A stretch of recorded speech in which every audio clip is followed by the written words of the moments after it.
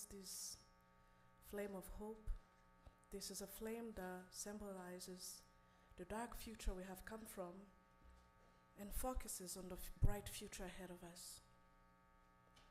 As they light them, I will welcome everybody afterwards to join and light your own candle.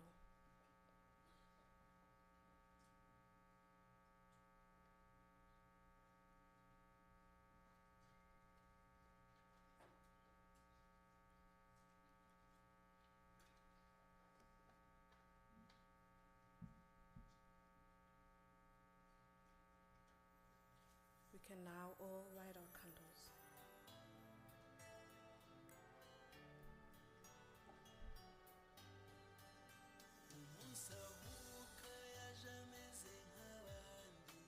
At this moment, we're going to pay tribute to our loved ones by bringing flowers. We'll invite Crystal Kayigire and Norbert Kamatari to come and place the flowers.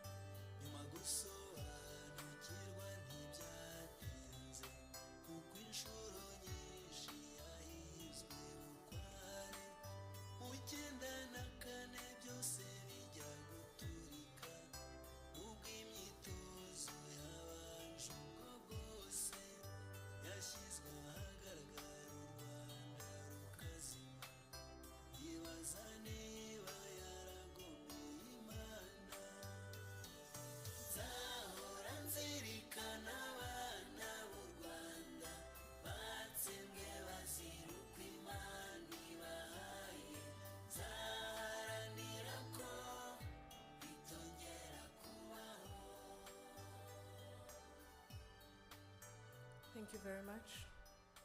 It is an honor and privilege to bring these flowers for our loved ones. As we know, many of us did not get a chance to bury or to even see the bodies of their loved ones. So as we lay flowers here, we think about them, and this is how we can represent for them.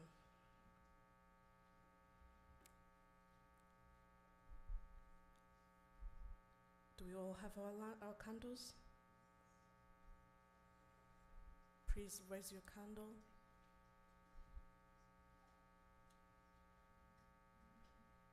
As we pay tribute.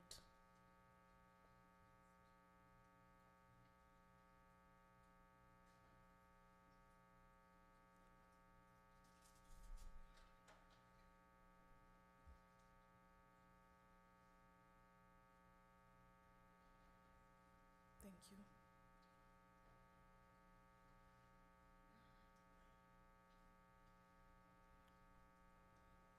At this moment, I would like to have the prepared documentary. Sorry about that. I meant to ask you to bring the candles forward. Please bring your candles forward along the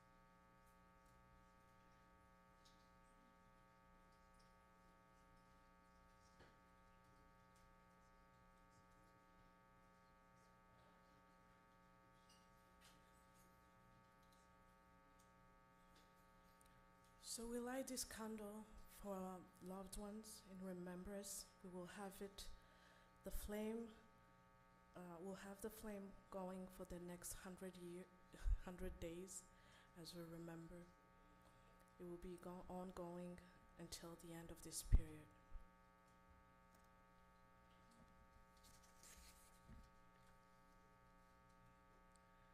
We have a documentary we would like to share.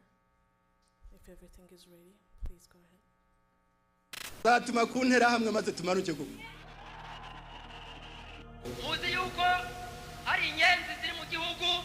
Imbunda nikomeze kubiri umusirikare gusa. Ejo nejo bundi akantu kateganyijwe muri mujyi wa Kigali. Inkotanyi zashize.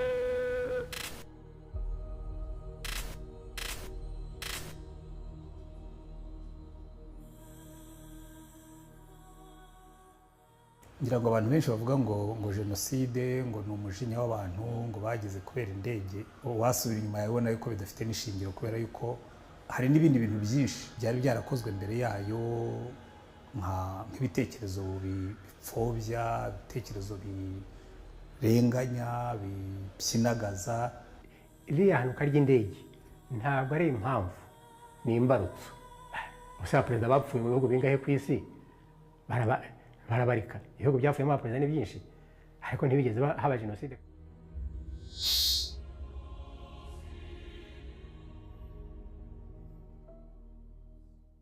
Abanyarwanda bajya gucikamo ibice, icya mbere ni politike y'imiyoborere.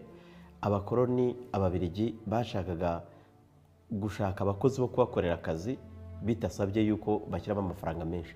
Bagombaga rero gufata igice kimwe kigakora akazi, hakagira n'ababikoreshwa. Hanyuma rero igihe cy'ubukoloni burimo gusa nk'aho burangira, ngo kubera ababirigi babonaga inyungu muri Kongo kandi bakumva kuzagezegeraho bazajya baca mu Rwanda, baravuze ngo b'Abatutsi baduhaga raporo y'uko kandi akazi kameze cyangwa tukabakubita nabo batagakoresheje, ntabwo bazatwemerera ko u Rwanda turukoresha, tugumya kurugira akarima dukoreramo ibyo twishakiye. Niyo mpamvu bazafata ya makosa yose bakoze muri cya gihe cy'ubutegetsi bwabo bakayatereka ku mitwe y'Abatutsi, bagatangira kwigisha Abahutu ngo Abahutu mwe Abatutsi mwabonye ko ari babi. Mu gihe cyo kujya ku bwigenge ubutegetsi bwarahawe abavugaga ngo ni Abahutu batsikamiye bagomba kwigaranzura Abatutsi. Parme Hutu ni kivuga ni Parti pour l'émancipation des Hutus. Aho kugira ngo aba ari u Rwanda ruhabwa ubwigenge hakabaho kwigaranzura kw'Abahutu, u Rwanda twabaye nk'abarwibagiriwe ahantu. Uruhare rwa Parme Hutu mu gucamo ibice Abanyarwanda, unashatse watangira kururebera mu madisikuru Perezida wa Repubulika yakundaga kuvuga. U Rwanda rwahawe ubwigenge, yavuze ijambo rirerire, ariko mu kurisoza aravuga ngo ndarangiza iri jambo ryanjye mbwira igice kimwe cy'Abanyarwanda bitwa Abatutsi. Izina Umututsi ntibivuze ubutegetsi no gutungwa n'imitsi y'abandi, handitsemo icyanditse mu moko yose. Mwoye gukomeza kurema agatsiko k'ubwibeshye n'uburyarya n'ubwirasi bidafite aho bishingiye.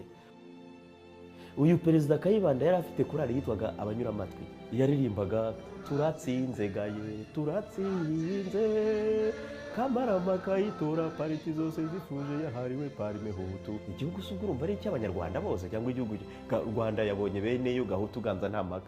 Abanyarwanda batangiye kwicwa 1963 hapfuye Abatutsi barenga 35 mu gihugu hose. Bakubwira ko Nyabarongo est devenu la charrie des cadavres. Nuvuga ngo Nyabarongo yabaye nk'akamoteri gasunika imirambo. Iwacu mu Bufundu muri Gikongoro habaye ubwicanyi bukabije, ndetse n'itangazamakuru mpuzamahanga ryatangiye kuvuga ko ce sont des actes de génocide. Muri sosiyete nyarwanda no kwiba amagi ntibashoboraga gupfa kuhivana, ahubwo kwica Umututsi bihinduka nk'atari icyaha. Umututsi watwikiwe inzu, wiciwe cyangwa watangiye gutemwa, yahunga ntabwo bavuga ko yahunze, ngo yacitse. Muri 1973 rero Kayibanda ubutegetsi bwe bwari mu marembera, imanda yari irimo kurangira, igisirikare kitakimwumva, amahanga atakimwumva. Igisubizo yagishakiye mu kwirukana Abatutsi mu gihugu. Kuri 26 z'ukwezi kwa 1973 habaye ikiswe Mututsi mvira. Parme Hutu yivuriyeho haza Habyarimana, ati ubumwe n'amahoro cyahehe. Ubumwe n'amahoro yegume muretse gupfa, ariko ngiye kubereka iringaniza ryahehe. Ubonye ko riringaniza ahubwo yakoze ivangura ryitiringaniza. Habyarimana atangira na disikuru yo kureshya abantu akabwira ati murica abasobukwe, murica ababyara banyu, ko mwashyingiranye murashaka iki? Abantu bakagira ngo ni iby'ukuri bimuri mu ndani y'umutima, naho arashaka kuganya abaturage ngo moko yose amukunde, tutazi ko azategura we ibirushije. Leta ya Habyarimana yakomeje muri uwo murongo wo gucamo abanyarwanda ibice. Mbere na mbere mu mashuri amateka yigishwaga yabaye amateka yigisha amacakubiri, ko abatutsi baturutse muri Ethiopia, abahutu bagaturuka muri Chad. Icyo gihe no kuvuga ko twebwe abaturage bagombye gukora, tugomba kwikorera izo ngegera tukazitsemba. Yenda kumenyesha ko abanyari muri Ethiopia ko tuzabanyuza muri Nyabarongo mukagerayo bwangu. Bitwigaga turirimba amahoro umwe n'amajyambere, wagira ngo kuko byari bihari, ariko buriya Jenoside yari imeze nk'umuriro w'umunyotwe worosheho ivu, kuko mu bayobozi hejuru byaravugwaga yuko hagize ikiba abatutsi bakwicwa. Habaga raporo de la rentrée scolaire, raporo ya buri gihe, bakamenya abakozi umubare wabo w'abatutsi n'uw'abahutu, bakamenya n'abatwa babashyiragaho ariko ari formalite, bakamenya abana. Noneho kwari ugutegura urwango umwana agakura azi kuriye badahuje ubwoko. Nk'urugero naguha kuri ubwo gushyirwa mu bikorwa kwiringaniza, twebwe iwacu Byumba hariya nta batutsi twiganaga nabo, uwo twiganaga kubera twirwaga tumutuka tumuserereza tumaze kumenya ko ari umututsi, ari mwarimu bitubwiye wowe kwa kanaka iwanyu muri abatutsi, ndetse uzarebe na cyasokuru ukuntu kigenda gihese umugongo, mwe murabo mu muryango wo kwa Kanjogera.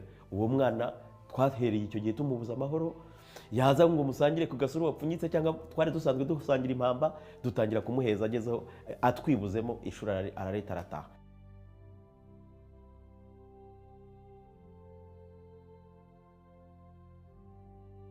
Rero inkotanyi zarateye kugira ngo hari kuwa mbere, niba nibuka neza, itariki ya mbere y'ukwa 10 mu ijoro ry'uwa kane, mbona umujyi wose ikirere cyabaye umutuku, nyine amasasa acanamo.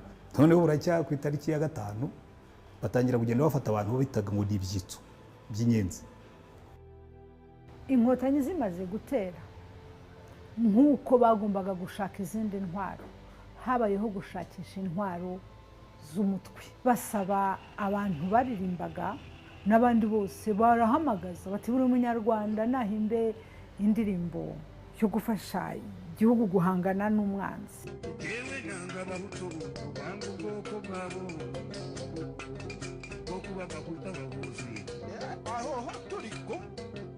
Birakomeza kugeza kuri iye tubatsembatsembe, iye tubagandagure.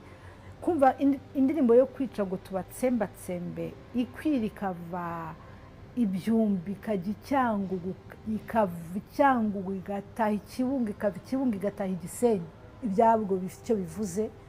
Inkotanyi zikimara gutera, propagande mediatike no kuri radiyo y'igihugu yari ihari. Inyangarwanda, Imburagasani, banzi b'igihugu, ibyo byarabaye. Buriya amategeko 10 y'abahutu ko yasohotse muri Kangura ntabwo yasomwe n'abantu benshi. Yaje kumenyekana mu banyarwanda kuko radiyo Rwanda itari yaba RTLM yaje 1993, radiyo Rwanda yagiye ibicishaho ikabisobanura. Itangazamakuru bisa naho ryahindutse gatoya guhera amashyaka menshi avutse, niho havutse umunyamakuru bwinshi. RTLM rero yaje ishaka kuvuga ibyo radiyo ya leta itavuga. Kuva RTLM ni bateri nawe yasomye ku Kamonyi mu gitondo, nibyo shaka bimuhaburuza. Ndibuka hari igihe yigeze gukora eshanje kugurana porogaramu n'abantu bo kuri Muhabura. Icyo gihe bari baramaze gusinya rusha.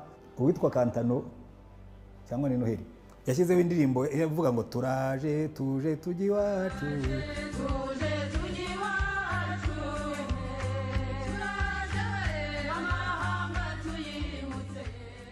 aratangira kuramo ngo baraje nyine, ngo nibizungereza ibyabo, ngo abahutu kazi mwe mwiteguye, ngo ibitanda byanyu mubiveho, ngo bamutetere na bamutemba shyushyu. Ndabyibuka neza rwose icyo kiganiro, navuze nurumva ndi indirimbo nziza arayishe. Ibintu byiza baririmbaga tuje tujye iwacu arabihinduye bibi, ku buryo n'uwari wabyumvise wenda wari kubikunda arabyanze. Kubera iki? Ya propagande azi ukuntu ari bubikore bya bindi byose ibyara amata agasukamo amasazi bikaba bibi. hari ikintu gikomeye cyakoreshejwe nubwo kidasanzwe mu banyarwanda, n'ibishushanyo caricature byarakoreshejwe cyane muri kangura kuko zashushanyaga ibintu by'urukozasoni ariko bifite ya message. Reka wenda navuge nk'ishusho imwe yo muri 1993. hari ishusho rero ubonaho inkotanyi n'umukuru wazo icyo gihe Paul Kagame bavuga ngo inkotanyi turatashye. Noneho uwari bashushanyije ujya kureba ugasanga umuhanda bagendaho ntabwo ari umuhanda, ni za cercueil. Bo baravugaga ngo dore ikinyenzi zizasanga. Mu kwezi kwa mbere 1993 bagosora avuga ngo bagiye gutegura imperuka Kibirira, Bigogwe, ku Kibuye, mu Bugesera Abatutsi barishwe barasenyerwa, ntabwo indege yari yaguye.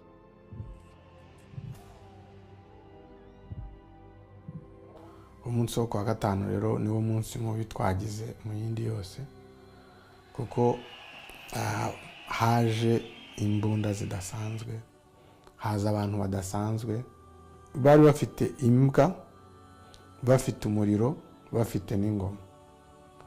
Twabonaga ibyo bintu tukarira nta muntu ukugezeho. Bamwe bananirwa no kugenda bicara hasi baraza barabatema. Abantu barabica, umusozi wose uhinduka imirambo.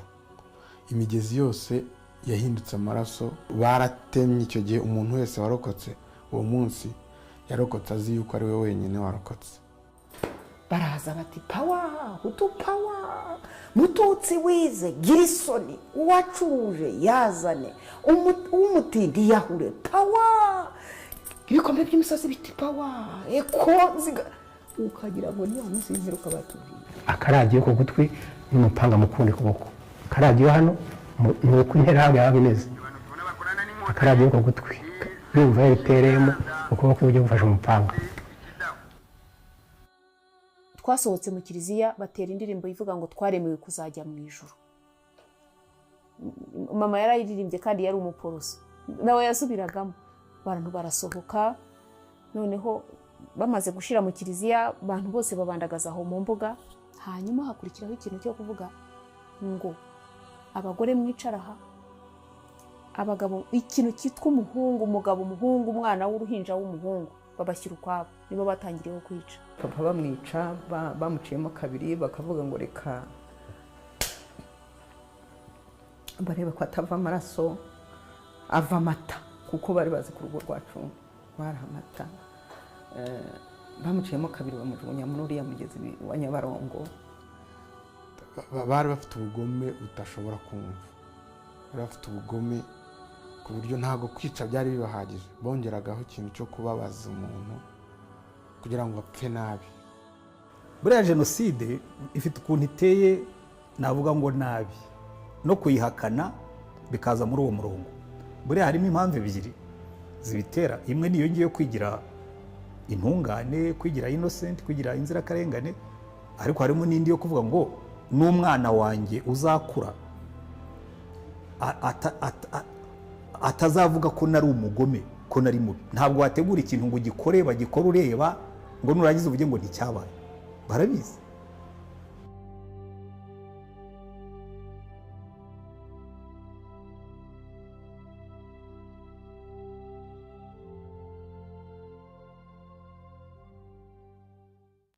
Zatuma kuntera hamwe maze tumanuke kuko. Muzi yuko hari inyenzi ziri mu gihugu, imbunda ntikomeze kuba iy'umusirikare gusa. Ejo n'ejo bundi akantu kateganyijwe muri uyu mujyi wa Kigali. Inkotanyi zashize.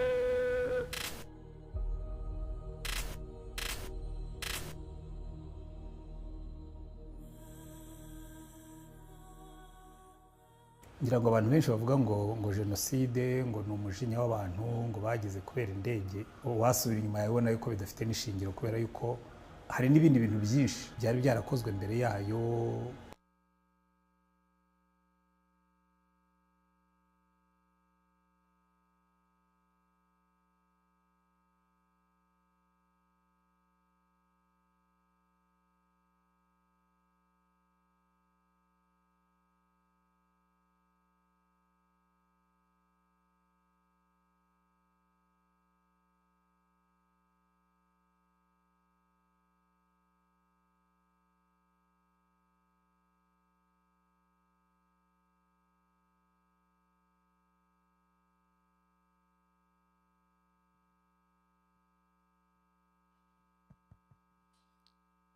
you hear me?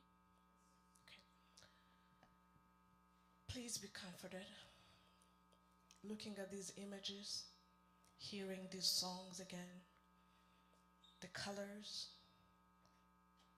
the look of the sky, the horror. It's hard. And for those who may not understand, these are not dramatized events, the images. These were live images at a time. The people you see walking around with machetes and with the radio, they're being told what to do, where to go, who to look for. These people had lists. There were school reports, segregating children from a young age. The doctors, the religious leaders, from the youngest authority to the oldest, to the highest power, they were all speaking the same language. Finish the Tutsis, kill them, calling them all kinds of names. So there is no room for denial. There is no room for guessing or wondering. So I want to just say, we're here.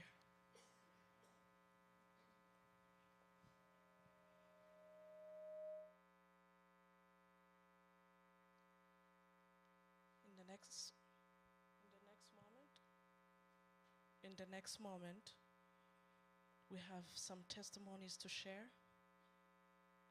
We have separated the testimonies according to generations. As you know, it has been 31 years. Some people were very young at the time. They are not as young anymore. And so we're going to have them in 3 different groups. From those who are newborns, babies, to 10 years, maybe 1 year to 10 years, will come and share their experience during that time as a 5 or 2 or 3-year-old running around for your life. And there will be after them another group of people who are about 10 to 20 years old at that time, how they experience it, what this looked like for them. And after that, we'll see a group of people representing all who are 20 and above and how they experience their time. Thank you.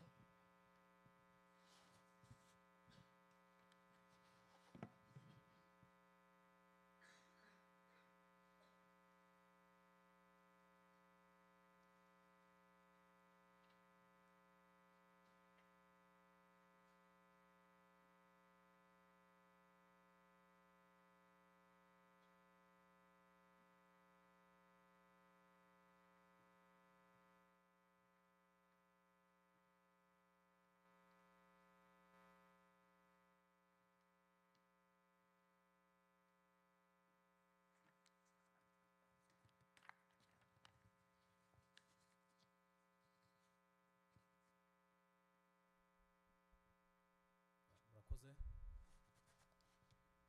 Muri uyu mwanya nagira ngo banze nkomeze buri wese uri hano. Muri iki gihe ni ibihe biba biremereye buri muntu wese, ariko nanone hari icyizere. Nagira ngo mbabwire ngo mukomere. Murakoze. Twe duhagaze hano duhagarariye icyiciro cy'abantu bari bafite kuva bakivuka kugera ku myaka 10 igihe Jenoside yakorewe Abatutsi yabaga. Turaza kugerageza kubagezaho mu ncamake ubuhamya bw'ibyo twagiye tuganira kugira ngo mushobore kugira ishusho y'uko Jenoside yakorewe Abatutsi yari imeze ku bantu bari bafite bakivuka kugera ku myaka 10.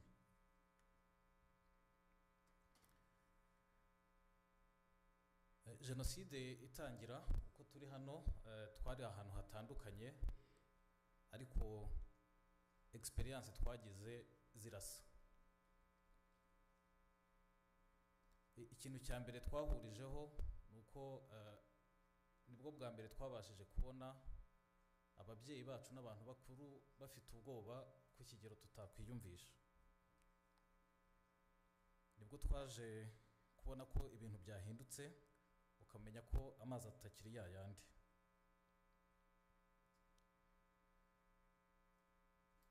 Kubera ibyo twabonaga, nubwo twari abana ariko abantu bahise bakura, ugakura mu mutwe nubwo utari uzi ibiri kuba, ariko ukabona ko hari ikintu kibi kiri kuba, bituma abantu batangira kuba nabo responsible, icyiciro cy'abana bakivamo. Twakwibutsa ko abantu bamwe bakuru twabonye bishima mu mwanya wa mbere, bakishima ko ikinani cyapfuye, ariko ibyo byishimo byose ntibyamaraga umwanya, kuko bahitaga bagira ubwoba bazi ibiri gukurikireho.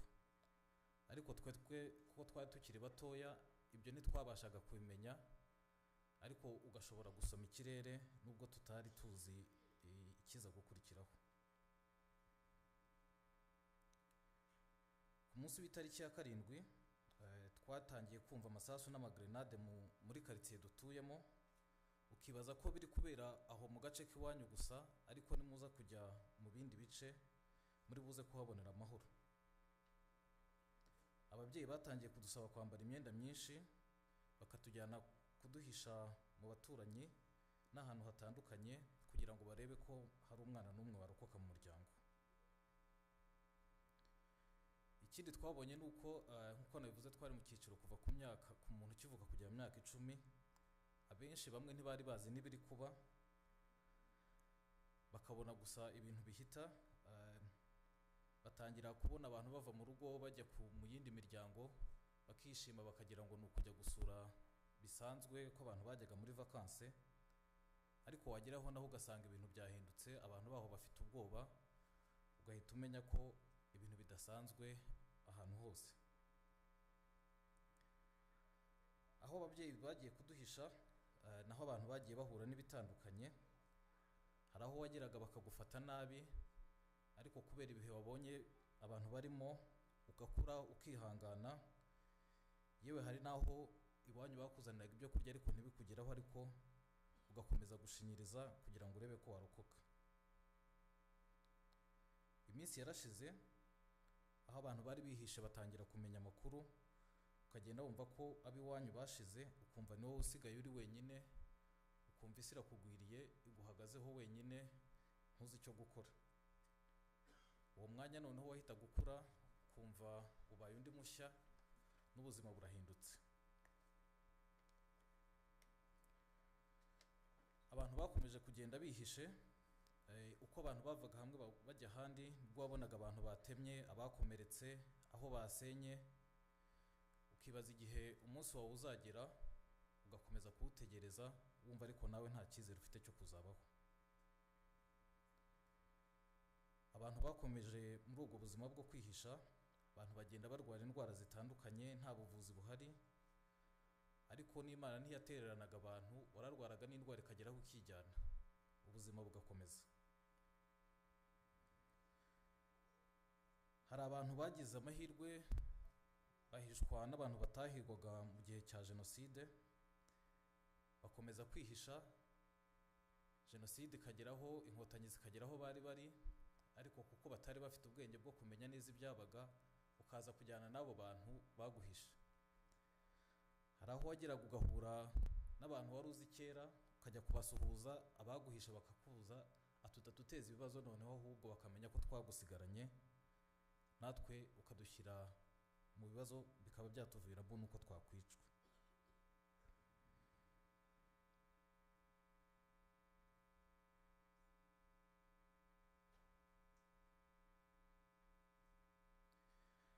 Muri iki gihe cya Jenoside, abantu bakomeje kugenda babona amakuru y'uko ababyeyi, abavandimwe bapfuye, ariko nk'uko nabivuze, abantu barakuraga, ahubwo noneho ukumva urashaka kumenya ko ari byo, abo bantu barapfuye koko nsigaye ku isi ndi jyenyine. Ukumva urashaka kumenya aho umuryango wawe uri, aho baguye, abasigaye, ariko ntabwo ayo mahirwe twashoboraga kuyamenya, kuko wakomezaga kwihishahisha kugira ngo urwane no ku buzima bwawe.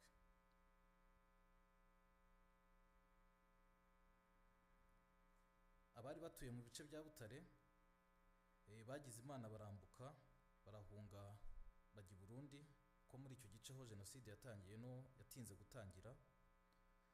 Ariko bari batuye mu bice bya Kigali bakomeje bo kwihisha, ndetse nk'uko nabivuze bamwe baza no gukurikira abahahishe igihe inkotanyi zabaga zigenda zibohora ahantu zirukana n'interahamwe zabahigaga.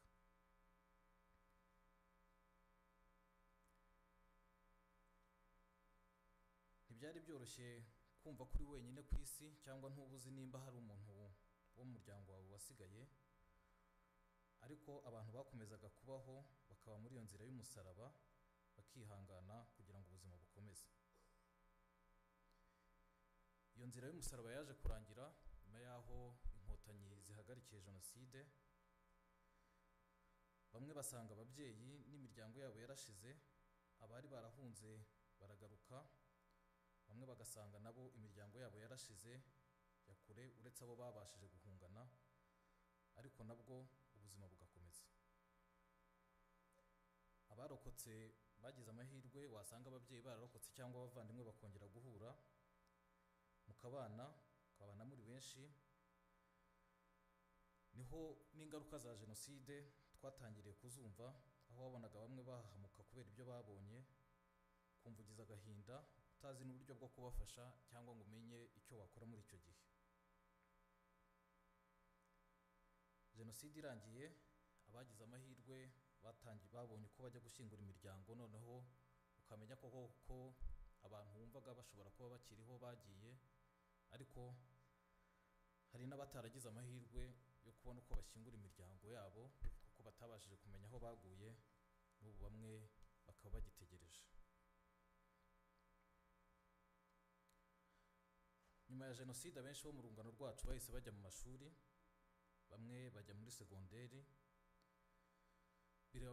birongera bibaremamo imbaraga, kuko byatumye basanga atari bo bonyine, byatumye n'igihe cyihuta, umuntu ntakomeze kwitekerezaho ari wenyine.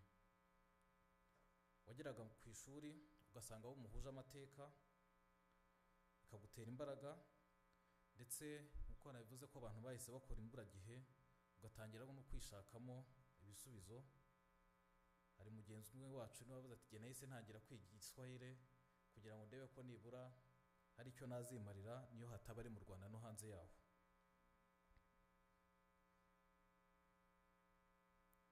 Twagize Imana, hagira ababyeyi barokoka, baraturera, baradukuza, ariko no kuba ku mashuri ko mutubona harimo nabivuze, hari abari barasigaranye ababyeyi, wajyaga ku ishuri ariko wabona bagenzi bawe babaye imfubyi, ukumva ubaye nanone ahubwo pararize yuko wowe ugifite ababyeyi, ukumva nabyo ubwabyo ntushoboye kuba muri community uri kumwe n'abandi, ahubwo ukumva ufite n'isoni zo kubabwira ko ugifite ababyeyi kubera experience y'ubuzima wabonaga barimo. Ariko bageragaho bakabyumva bakabibona, kuko nawe yabaga ari amahirwe yo kugira ngo nabo babone abandi babyeyi. Mu mashuri niho generasiyo yacu yatangiye kumva ingaruka nini cyane za Jenoside yakorewe Abatutsi, ko wabonaga abandi mwigana inkovu bafite, ibikomere byo ku mutima, no kumva ubupfubyi icyo ari cyo, aho twari turi ku mashuri.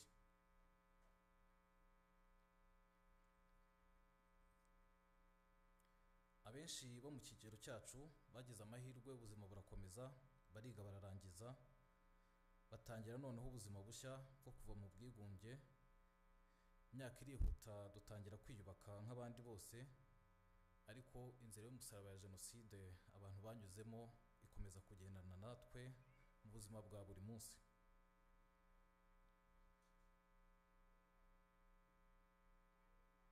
Isomo twakuye muri Jenoside nubwo twari abana, ni ukwishakamo imbaraga, gukomeza kurwana n'ubuzima ndetse no kubuhobera, ndetse no ku masomo twigiye muri Jenoside. Twabonye ababyeyi bacu nubwo babaga bugarijwe n'urupfu, bamwe ntibahagaze ngo rubasange, bageragezaga kwirwanaho bakajya kurwana n'interahamwe bakoresha amabuye nubwo zabaga zifite izindi ntwaro, imbunda, imihoro n'ibindi, ariko ayo masomo twakuye ku babyeyi bacu na n'ubu turacyagenderaho kandi yadufashije gukomeza gutera imbere mu buzima bwa nyuma ya Jenoside.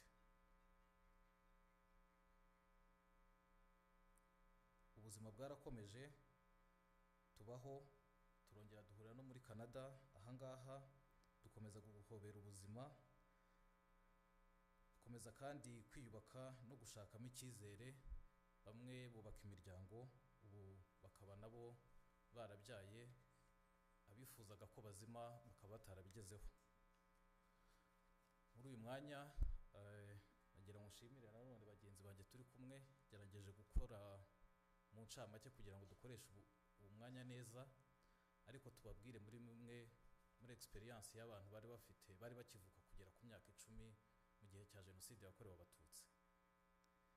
Ibi mbabwiye ni resume, ariko buri wese ngira ngo afite na experience itandukanye, ariko ngira ngo nibi nabyo biradufasha kumva uko ubuzima bwasaga mu gihe cya Jenoside kuri icyo cyiciro. Turibuka abataragize amahirwe yo kurokoka, buri gihe ntituzabatererana. Uru ni urumuri tubacaniye ko tuzahora tubazirikana, kandi bizadutera imbaraga zo kujya imbere, ntibazigera bazima twararokotse. Murakoze.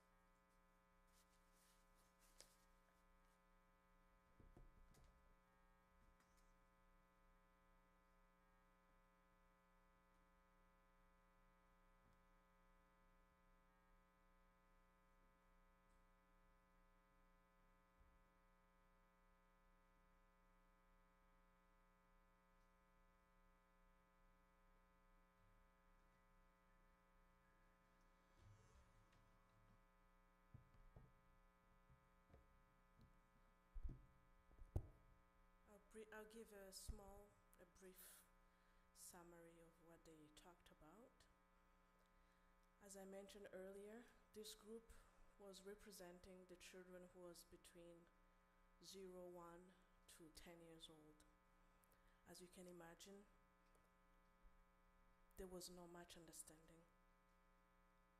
The biggest and alarming thing for them was seeing their parents scared. Confusion was the main theme. They did not understand what was happening. They did not see, and the parents did not say anything to them. So what happened for them was just going along. From the beginning, they were told to rush, to get dressed quickly, to put on as many layers as possible, and to be taken places. For a 3-5-year-old, if they take you to your neighbors, it might seem like a normal visit. If they move you to your grandparents across the street, you might think we are here for fun. So for a long time, they did not understand what was happening. They saw the fear, they were destabilized by that lack of understanding, until things started getting worse, and as they were hiding and running and being chased from the homes they were trying to find refuge into, they started seeing people killed left and right, and that was the beginning of the end. For most of them, the parents would send them and they would not go with them, so they didn't know if they'll see them again, and they will move on and go along with whatever that was happening. If you run to a home and they give you refuge because the home was not targeted, they'll stay there. If they chase you out, you wander away until you find refuge. But also what came to transpire between for all of them is that they had to grow up very fast and to build a survival instinct and run and hide and be quiet as much as possible. This went on for the course of the genocide. If they were lucky to find home that hosted, that I guess hid them, and the homes had to move out or to leave as the RPF was coming and taking over, they would go along with the homes without knowing where to go. if you see your loved ones and you want to find them, they wouldn't be allowed to reach for the loved ones because the hosting family would not allow it. So many of them found themselves in other countries like Burundi, Uganda, Congo, as they follow along the family that had hosted them. In many words, there was fear of not knowing where your parents are, where your family is, and the common sense was, I am the only one standing. And when it came to a time the genocide had ended, and they started finding left and right a loved one, it was like a miracle. So the homes, if there could be one aunt who stayed and who take over all the orphans that lost their family. There could be any family member was taking over all the other kids that didn't have anywhere to go.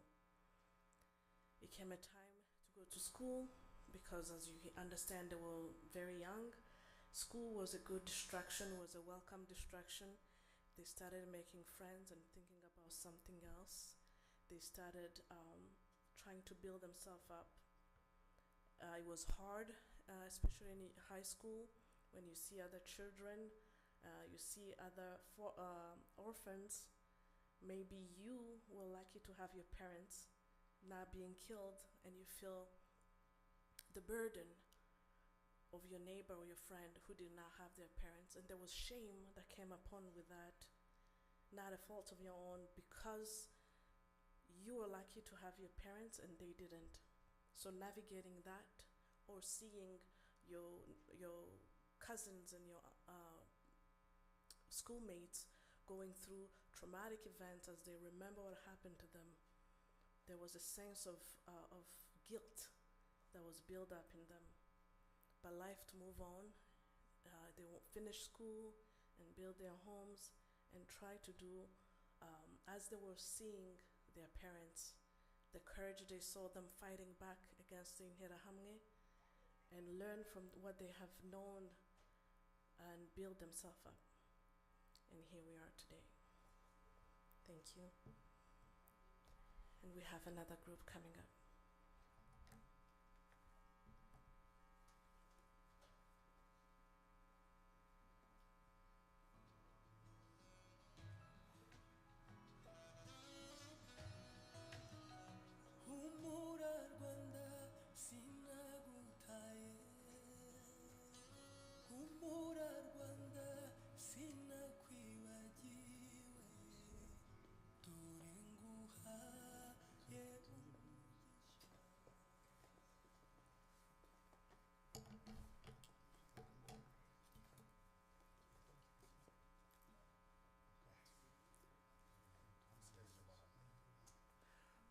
mwiriwe muraho, muratwihanganira kuvuga inyuma y'abarumuna bacu bamaze kuvuga ntabwo byoroshye, cyane ko ibyo tugiye kuvuga babivuze mu rwego rwabo nk'abana bari bato.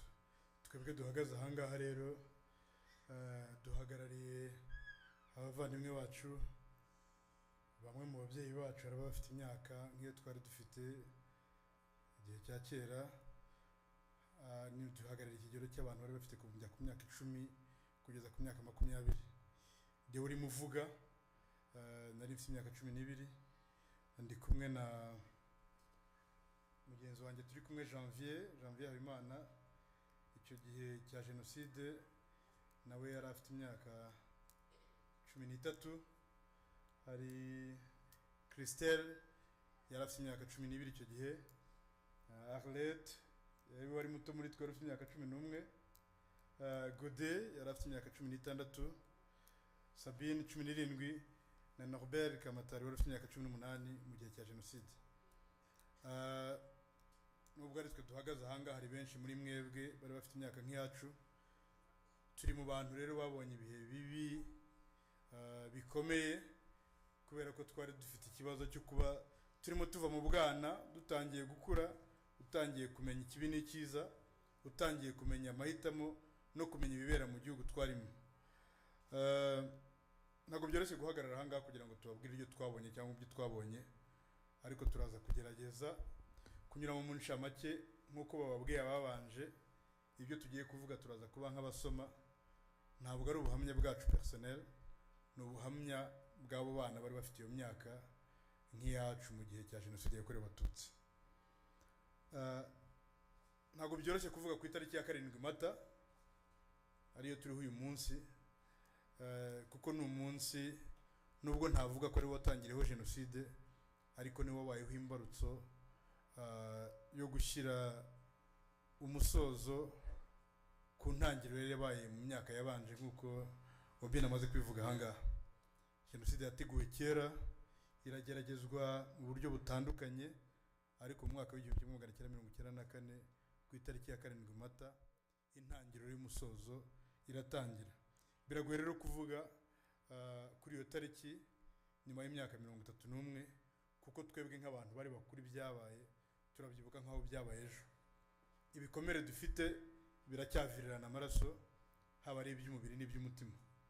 Ni itariki mbi, ni umunsi utameze nk'iyindi, nubwo izuba riva hanze cyangwa imvura ikagwa tukabibona nk'ibirimo kuba, ariko ni umunsi mubi, ni umunsi tutabasha kuvuga, tudashaka no kuvuga, dushaka kwibagira kugira ngo wibagirane muri calendrier dufite, ariko ntabwo bidukundira.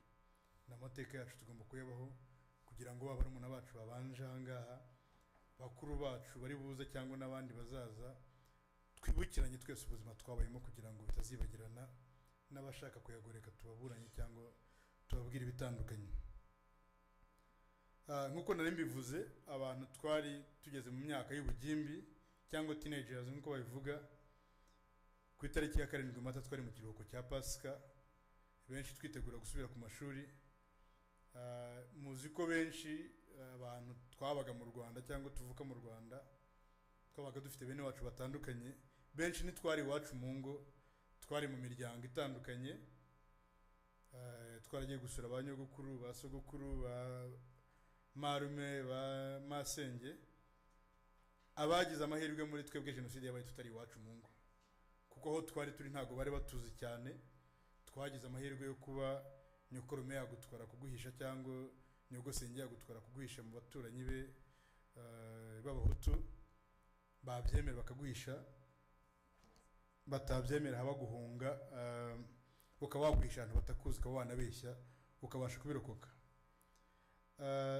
Ikindi kibazo cyari gihari gifitwe n'abantu bangana natwe ni ikibazo cy'amatsiko. Abana b'imyaka 10, 15, 13 bagira, washoboraga ko wisha ahantu kumva bakubise umuntu, bamukubise umuhoro araboroze, aho wisha ugashaka kujya kureba nimba atari umuntu uzi, cyangwa ugashaka kujya kureba nimba hari ikibaye, nta kintu ubuze kubikoraho. Wagira umwaka wazamura umutwe nawe bakaba barakubonye bakakwirukankana, bakaba bagutema cyangwa bakakwica nk'uko bicaga abandi. Twagize izindi ngorane zitandukanye z'iyo myaka yacu yari igihe hejuru, kuko abadutemaga bari mu ngo z'iwacu, niba abandi twiganaga twari ku mashuri. Byari bigoye kwihisha umuntu muziranye mugendana mukinana. Wenda iyo umwana muto ari gushobora kwihisha, hari abambaraga imyenda y'abakobwa, ko twari tuzi ko abakobwa n'abagore baticwa mu tangiriro, uretse ko byari ukutubeshya. Ariko umwana w'imyaka 15 kwambara ikanzu ntabwo byashobokaga uri umuhungu. Umwana w'imyaka 15 kwihishira ntibyashobokaga, kuko uwatangiye kugira isura isa n'abakwibarutse. Byari bigoye rero, murumva abantu twari muri iyo myaka ikibazo twari dufite. Abantu benshi ku itariki ya 7 Mata mpereye ku ya 6 nijoro nibwo twumvise ko indege ya Habyarimana yaguye. Abakuru, ababyeyi bacu bari babizi ko hari ikintu gitegerejwe kigiye kuba. Indege yabaye imbarutso, ariko nk'abana benshi ntago bari bazi neza ibyo ari byo cyangwa birimo kuba, kugeza ubwo twabyutse dutangira kumva amaradiyo nka RTLM, abanyamakuru nka Habimana Kantano, ba Valérie Bemeriki n'abandi ba Noheli, abanditsi benshi twumvaga ba Georges Rugiyo. Abantu benshi mwagiye mwumva, benshi mukuze, ukumva ibyo bavuga bakangurira abantu gutema abandi, ndetse bamwe tukumva n'amazina y'ababyeyi bacu barimo bayavuga kuri ayo maradiyo. ukumva bakubwiye nk'umubyeyi wawe bishe bamuvuze kuri radiyo, urumva abantu twari muri iyo myaka byari ibintu bisa n'ibigiye kutugora cyangwa byatugoraga kuba muri ubwo buzima. Ibibazo rero byari byinshi, twagize izindi ngorane zo kubona abantu twari tuzi ko ababyeyi bacu ari abantu bakomeye, ukaba uzi ko papa wawe ari umuntu ufite imbaraga ushobora guterura nk'iyi nzu akayijyana, ukabona yacitse imbaraga. Umwana w'imyaka nk'iyo dufite uyu munsi yamwicaje hasi arimo amukubita cyangwa amubwira ati kuramo imyenda, ukabona mama wawe umwana w'umusore yamuvanyemo imyenda arimo amukoreraho ubufindo imbere yawe bireba, ukabona bashiki bawe, ukabona abavandimwe bawe, urumva ngira ngo nk'abantu bangana natwe ibikomere twahuye nabyo kubera ko twabibonaga n'amaso kandi dufite ubwenge. Ni iminsi rero yatuzonze, ni iminsi yabaye mibi, tubana nayo kugeza igihe tutashoboye nk'abantu bari kure bamaze amezi 3-4, abantu bari muri zone turquoise bamaze amezi 6 bakicwa, abantu bari za Butare na Gikongoro, abantu bari ahandi Jenoside yamaze igihe kirekire. Ngewe by'umwihariko ngira amahirwe ku itariki 15 n'eshatu na 7 yewe 20 z'ukwa kane Abatutsi bari basigaye bacu bari bake, Jenoside yasaga naho irangiye kuko bagomba kwica bari bamaze. Abagenzi banjye bakomeje ayo mezi yose, murumva urugendo babayemo cyangwa aho banyuze, byari ibintu bikomeye cyane. Uyu munsi imyaka 31 irarangiye, ayo mahano tuyabonye. Nkuko nababwiye ntabwo ndimo kuvuga amateka yanjye, ndavuga ibya bakuru banyu, barumuna banyu, abana banyu babayemo muri iyo myaka 31 irangiye. Ari nayo mpamvu nashaka kwizima amagambo ngo mvuge jyenyine, dufatanye n'abandi tuze kureba ko hari tugende twungurana ibitekerezo, dusangire ayo mateka. Namwe muri mwebwe nimba hari abandi bafite ibyo bashaka kudusangiza bangana natwe, ntimuzatinye kuzamuka bidusharinga tukabyandika tukazagira icyo tubivuga.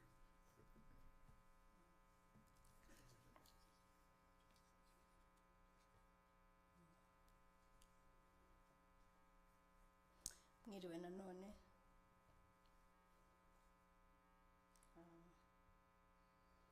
Mbanje kubakomeza no kubihanganisha mukomere. Ngiye kuvuga ku buzima bwacu uyu munsi nyuma y'imyaka 31.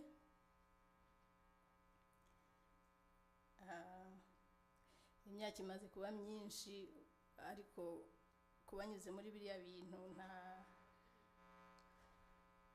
kivuhura ku mitima yacu, ahubwo uko igihe kigenda gishira niko tugenda abenshi tumera nabi.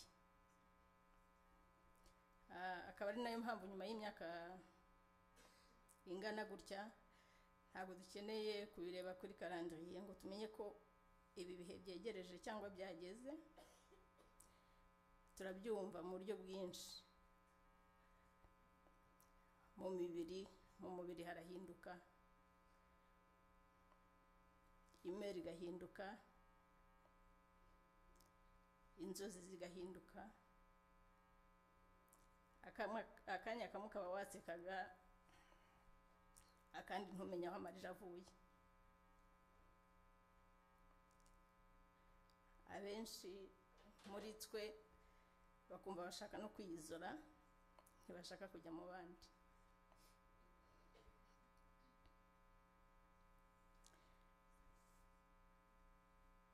Hari bamwe muri twebwe imyaka yakurikiye Jenoside twabanje kuba nk'ibiti,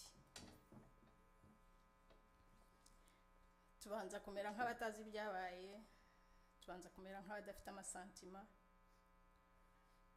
ariko hari tujya tuvuga tuti bwari uburyo bw'Imana bwo kuduhisha, kuko yari iremereye cyane, ntabwo twari ready kuyabsorba.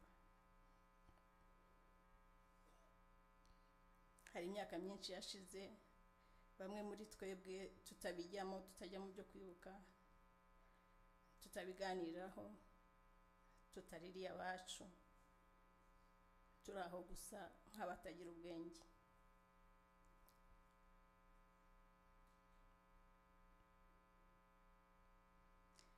Hari abandi muri twe bahise babijyamo bagira agahinda kenshi bararakara bagira imijinya no muri aha duhagaze aha barimo ariko ubu ngubu noneho kubizamo batakibishaka batifuza no kubona ifoto batifuza kuza kwibuka batifuza kwiga kumva ibyabaye so uburyo twagiye tubijera buratandukanye nubwo twanyuze muri bimwe ariko byose bikwiye mu gahinda n'intimba n'ibikomere ku mitima bitazigera bifungana Jenoside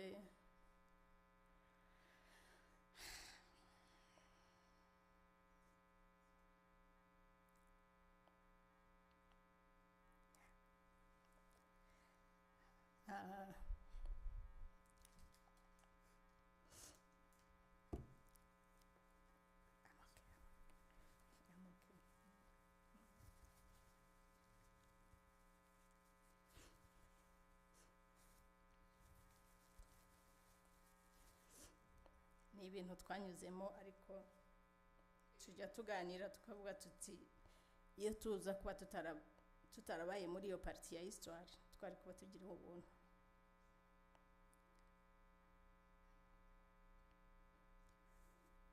ariko n'ubuzima bwacu niyo idefininga abo turiho uyu munsi wenda hari iyo tutayinyuramo ntitwari kuba tumeze uko tumeze ubu ngubu hari n'igihe twicara tukibaza tutese iyo tutanyura muri ibi bintu twari kuba turabaye twari kuba turi babyeyi iki twari kuba turi abafasha bameze bate cyangwa abatwari bameze bate mu by'ukuri jenoside yahindiye abo turibo abo twagomba kuzaba bo ntago tubazi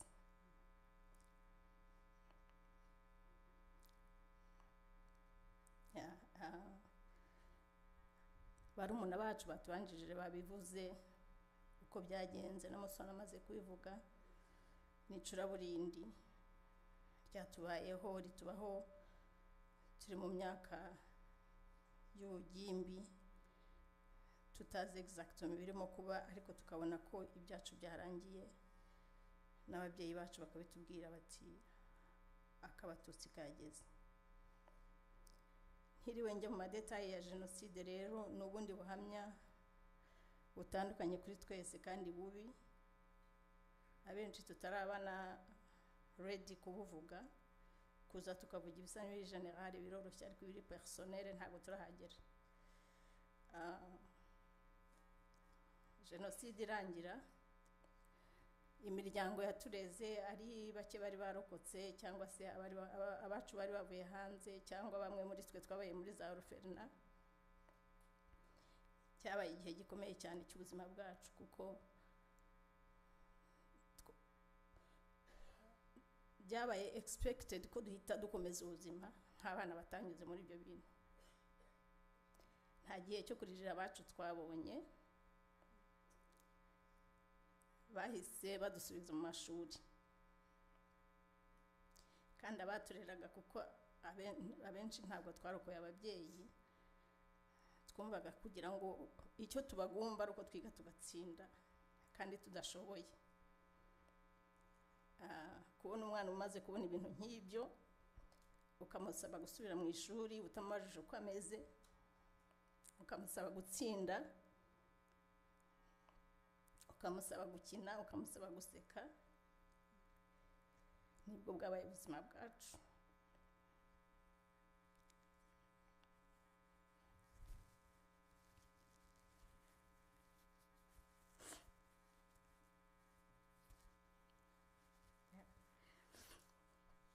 dutekereza rero ko imwe mu mpamvu ituma imyaka 31 ishize ariko tukaba tubasha kuvuga ibyacu ari uko right after it happened ni nkaho twasabye kubiceceka no kubyiniba tubyibagirwe so natwe twakoze imbaraga ngo ibyo bintu tubifate tubifingirane mu mitima yacu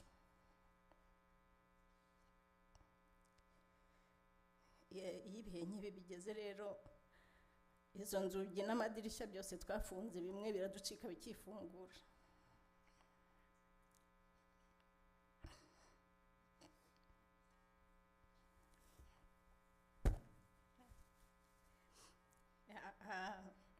Twarize turarangiza tujya mu ma universite,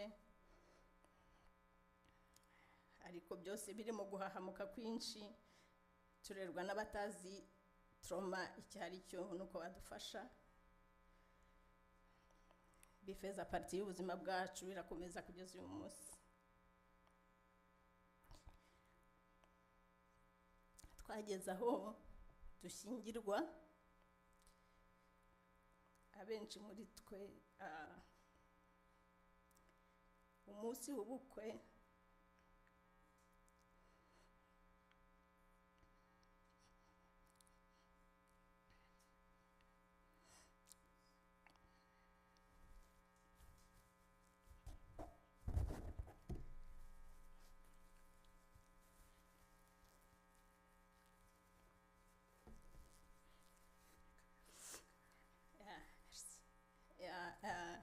ibintu byagombaga kutubera umunezero bitubera agahinda,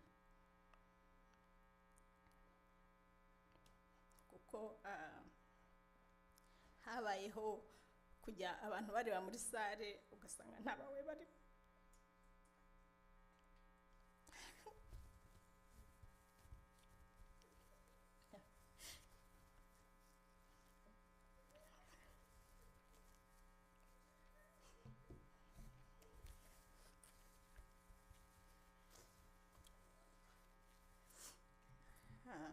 I'm sorry.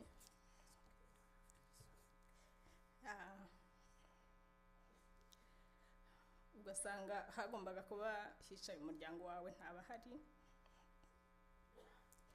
ugasanga bagusabye n'abasabiye nabo mwatiye kuko ntabawonkre. Abandi muri twe ubukwe twarabwanze twanga kubukora,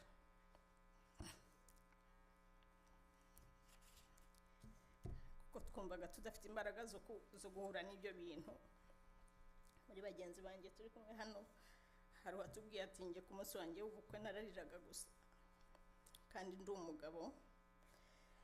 Iyo ni experience dusangiye twebwe n'abicaye aho n'abandi badahari. Harageze turabyara, dushyingirwa tutaragize ba masenge ngo baduhane batubwire uko bubaka, tubyara tudafite abaduhemba, turera tudafite abo tubaza.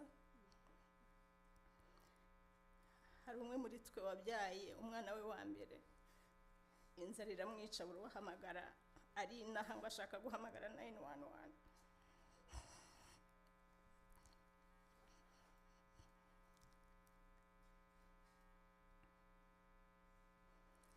Ni byinshi ntabwo duhagaze aha ngo tubatera agahinda cyangwa mutugirire impuhwe, turi kubabwira ibyatubayeho.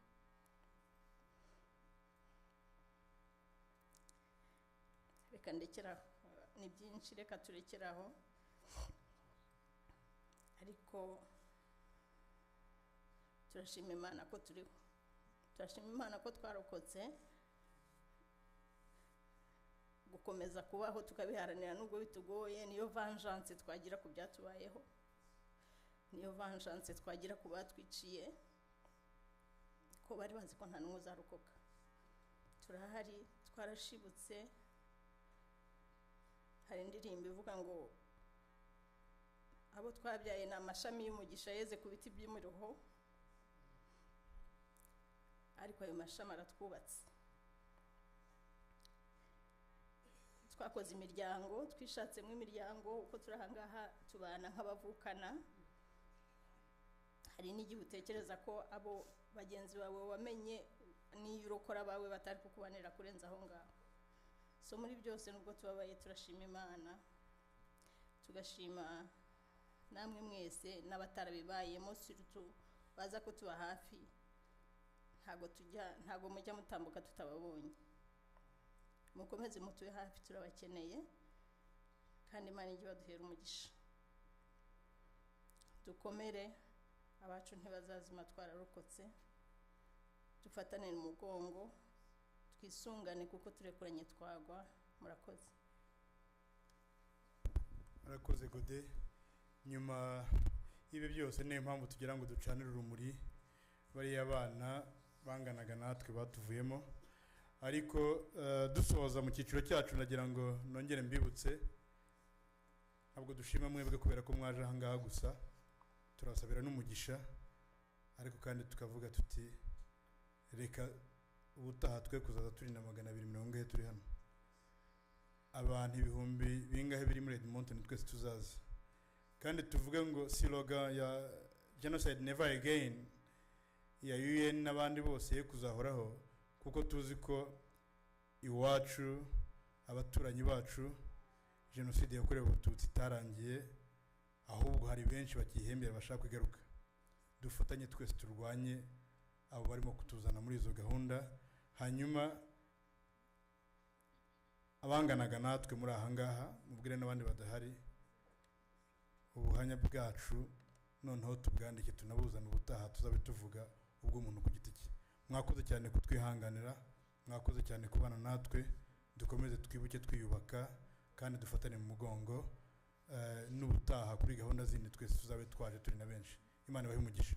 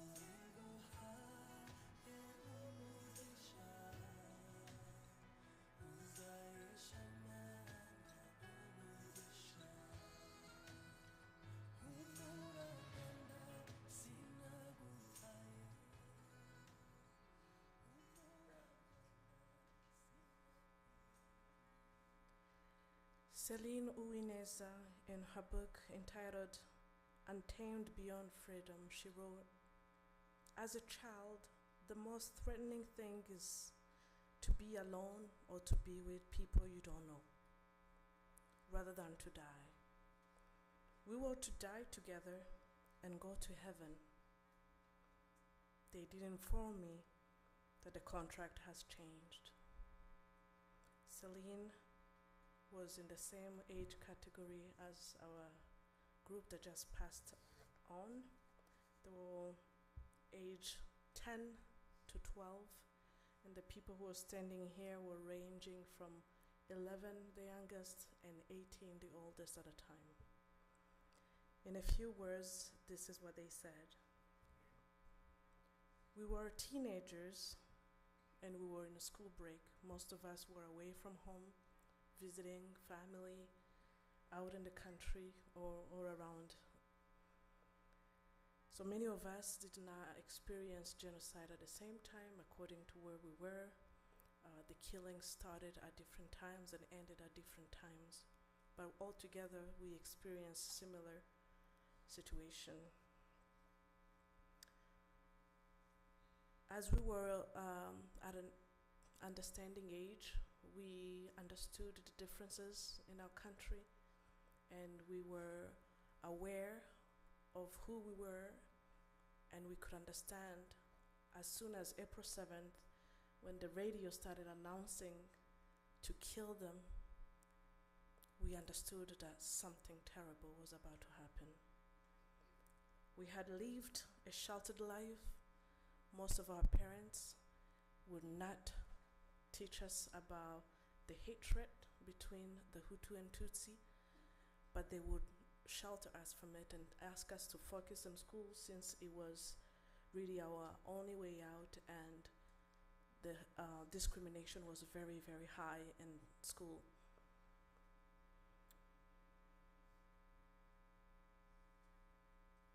we were old enough to see our parents being jailed during the 1990 Ibyitso period, which translates to really spies. Many parents were beaten and put in prison. As ourselves, during a school time, we would get thrown stones at, the other student would throw stones at us, and really this discrimination was very high. So as soon as April 7th, fear captured us. The main difficulties we found among all of us of that generation was curiosity. As a 13-year-old seeing somebody killed, it was almost fascinating to go and see what does that look like, because the brain could not fathom all that was around us. It was also very difficult to see our parents afraid. At that age, you still think that your parents are superheroes, capable of doing anything and everything. But when you see your father laying down and being beaten or undressed in public, or you see a mother being assaulted right in front of your eyes, we were not prepared for that. It was also very confusing to see schoolmates attacking us. When you see a schoolmate and you try to join them to ask them for help, but they turn you in or they beat you up when you thought this was a classmate that would protect you.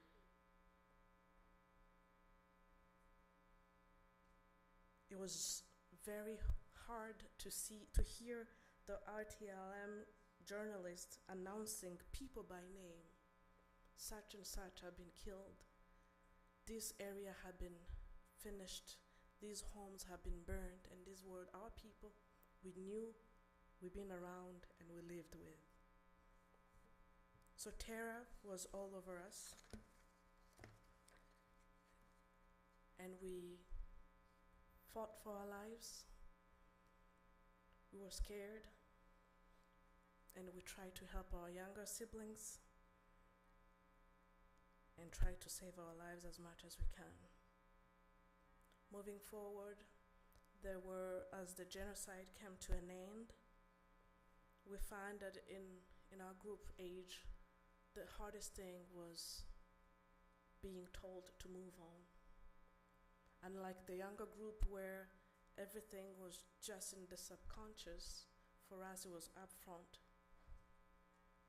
Having to smile again, having to pack up a few months later and go to school and pretend like nothing happened.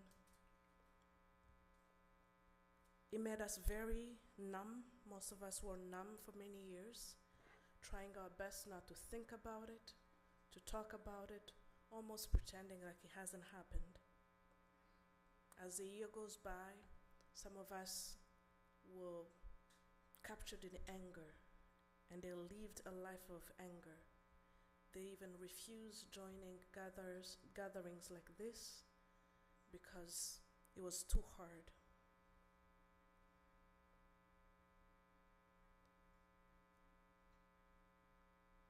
Up to today, we are still struggling with a lot of emotional and physical difficulties.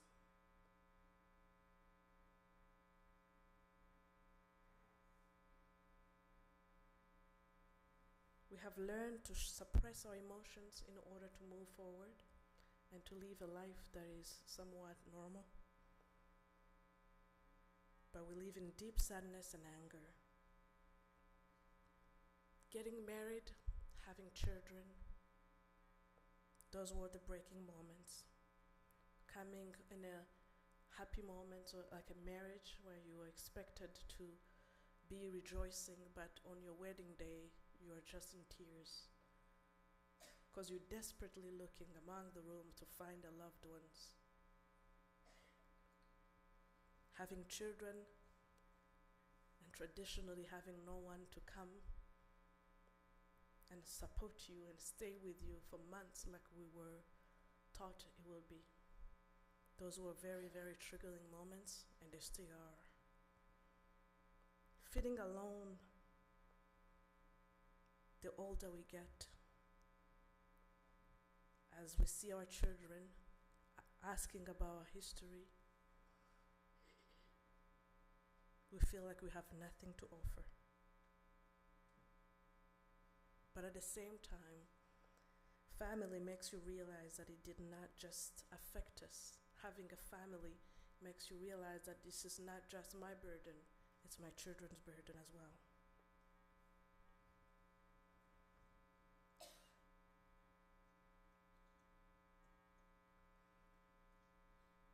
Specifically, Godet said that genocide changed us. This is not who we were supposed to be. We don't know who we were supposed to be. We had to become other people to survive and live after what we've been through. We are not asking for sympathy. We are not here to share tears, but we want our story to be heard, because this is not something that happened to others. This is our lives. We lived it, we worked through it, and we need to tell our testimonies. So our history, even when we're no longer here, may be heard. Thank you.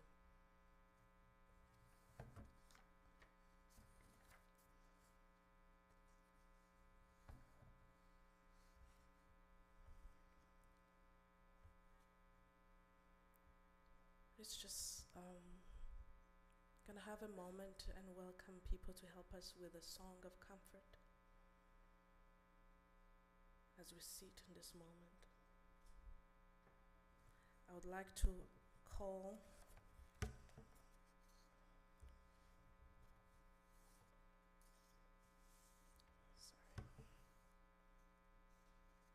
Pasi and Masinzo to come help us in a song.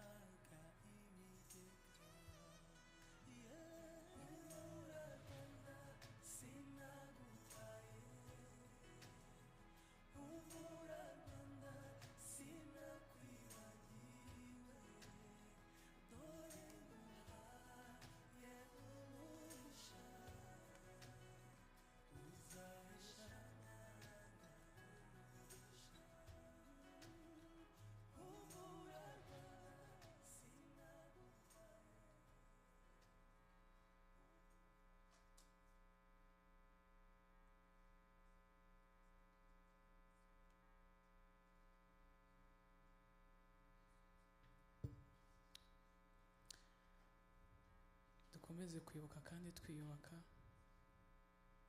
cyane ko twese amateka ari abayabayemo cyangwa abarimo bayamenya.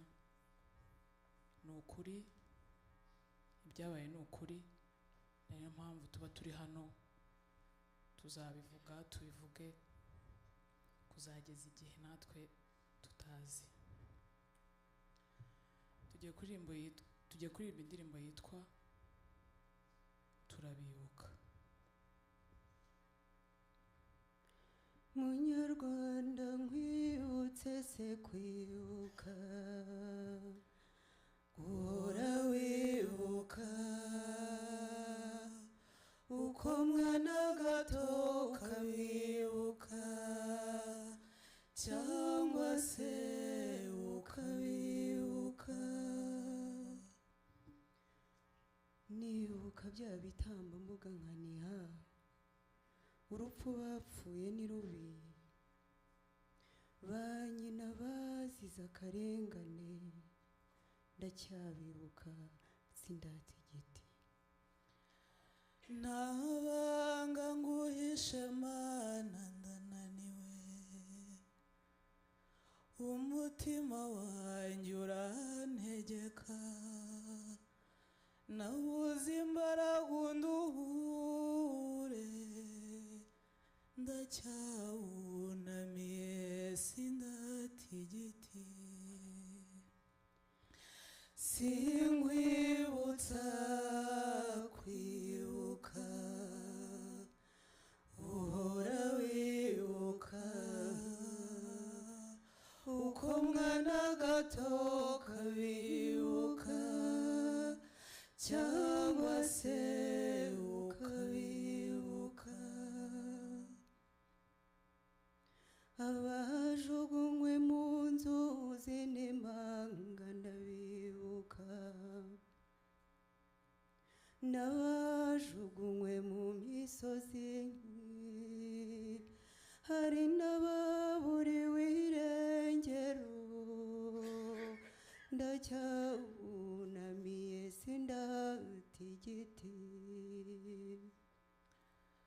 abo twahigwaga hamwe ndabibuka sinihishe ngo nsigare n'ubwo ndi igisenzegeri ndacyawunamiye sindata igiti sinkwibutsa kwibuka uhora wibuka uko mwana gato kabibuka cyangwa se ukabibuka muri twe harura intarami bugesera undi inzozi ze ziba gisozi hari n'abirirwa bisesero n'abataramira ahandi nkaho nari mfite umuryango munini urawibuka wowe wari ufite abavandimwe bose wazize akarengane ndacyawunamiye sindata igiti sinkwibutsa kwibuka uhora wibuka uko mwana gato kamwibuka cyangwa se ukabibuka nyabusa munyarwanda ibuka igihe gishize cyo gashira imigezi yahindutse amaraso ndacyabunamiye sindata igiti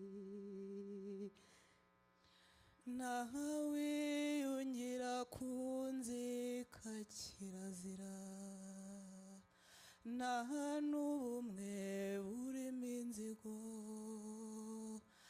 ariko ukuri kurubaka dusabe nyagasani tuzunge ubumwe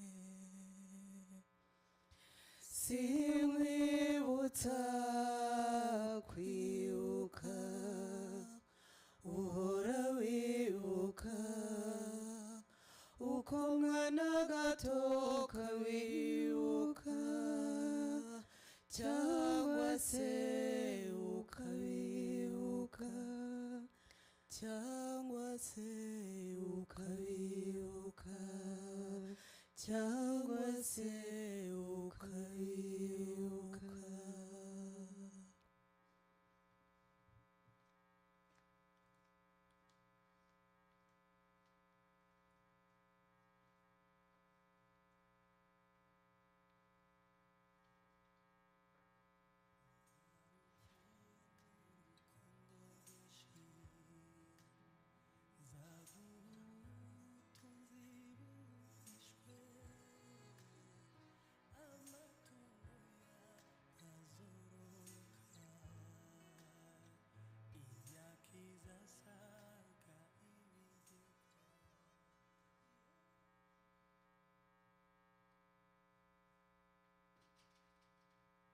Check.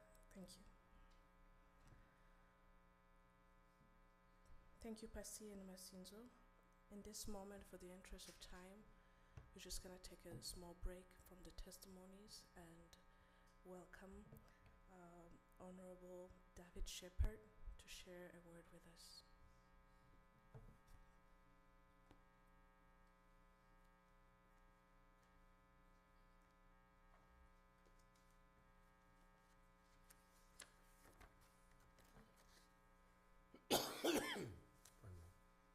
Good evening.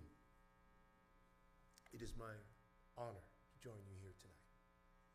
On behalf of all of my colleagues in the Alberta New Democrat Caucus, our leader Nahid Nenshi, for the solemn occasion of the 31st commemoration of the genocide against the Tutsi people of Rwanda. It is deeply moving to be here, to hear these stories, these experiences. I thank you for the opportunity to join you and for sharing them. This is a time when we remember the great evil that can occur when people forget their humanity and that of those around them, and they allow their hearts and minds to be overcome by anger and hatred.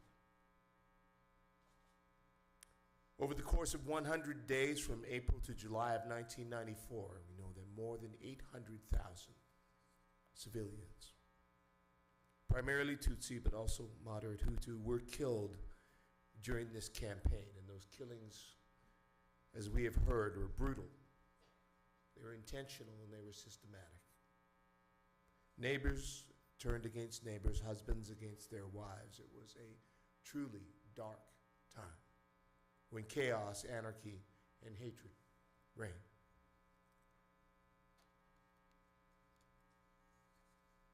As I listen to these stories tonight, as I have them translated for me, I can't even begin to imagine what it's like to live through anything like that. Such traumatic and devastating violence and loss. But I know that there are thousands who did. Some of you here tonight, who faced that terrible experience and survived. Et aujourd'hui, mon cœur est avec toutes les victimes de ce vivant, du génocide contre le peuple Tutsi, du Rwanda, et je reconnais tout ce qu'ils ont enduré. Aux survivants ici présents aujourd'hui, je reconnais votre force, mais aussi celle de vos frères et sœurs Tutsis, qui ont refusé de laisser des ténèbres de cette expérience vous consumer. Vos présences ici aujourd'hui démontrent votre force, votre courage et votre résilience.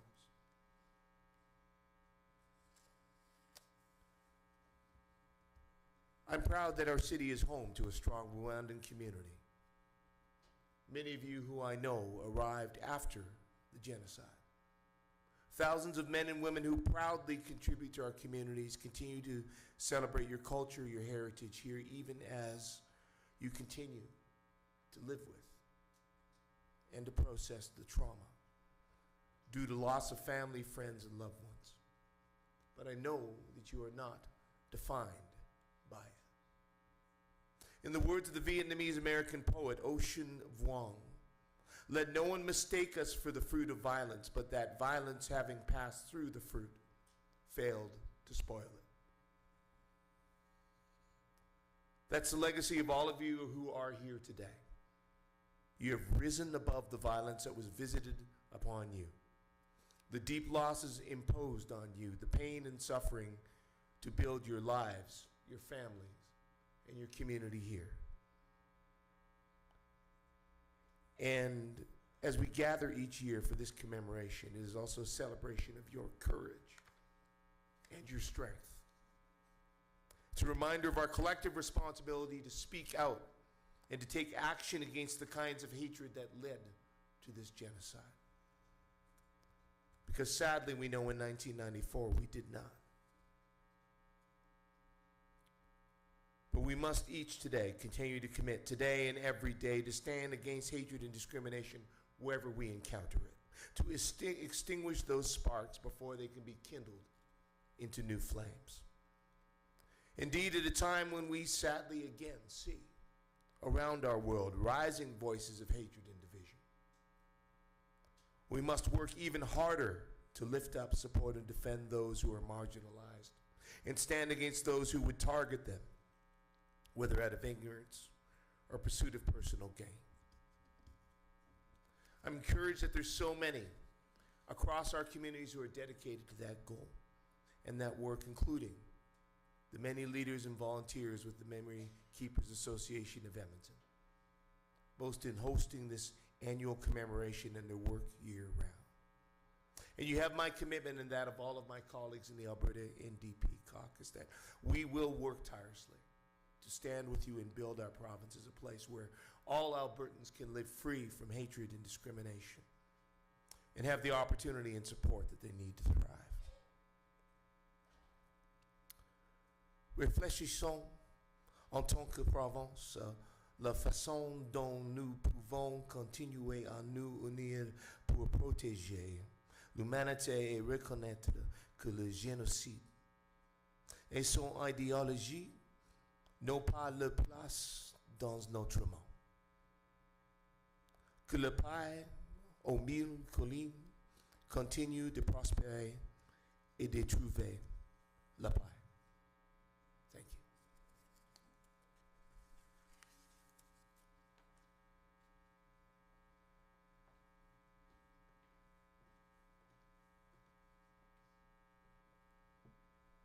Thank you very much. I would like at this moment to invite the next group to share their testimony with us.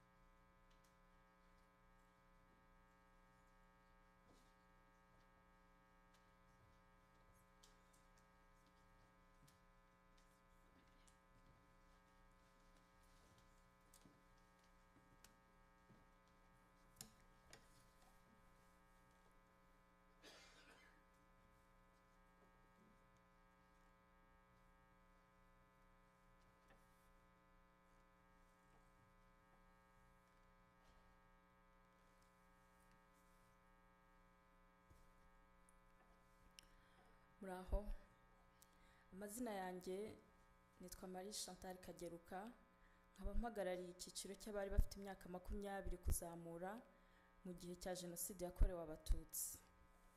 Nubwo ibyo ngiye kubasangiza bikubiye mu kiganiro twagiranye n'abo turi kumwaha, turizera ko namwe mwari muri iki kigero cy'imyaka tubabera ijwi, turi bugenere n'ubutumwa abana bacu n'urubyiruko muri rusange. Jenoside yakorewe Abatutsi itangira ku itariki ya 7 Mata 1994, twari mu duce tugiye dutandukanye tw'u Rwanda. Njyewe navukiye ndetse nkurira Inyaruye mu cyahoze ari Commune Rusumo Kibungo. Jenoside itangira yansanze Rwamagana aho nari nasuye inshuti y'umuryango Seti Muhima Rubarake yavukiye Injugu, Province Hozaire, ubu ni Repubulika Iharanira Demokarasi ya Kongo, aho ababyeyi be bari barahungiye muri 1962. Jenoside itangira yigaga muri Université Adventiste d'Afrique Centrale Imudende ho muri Commune Mutura mu cyahoze ari Prefecture ya Gisenyi.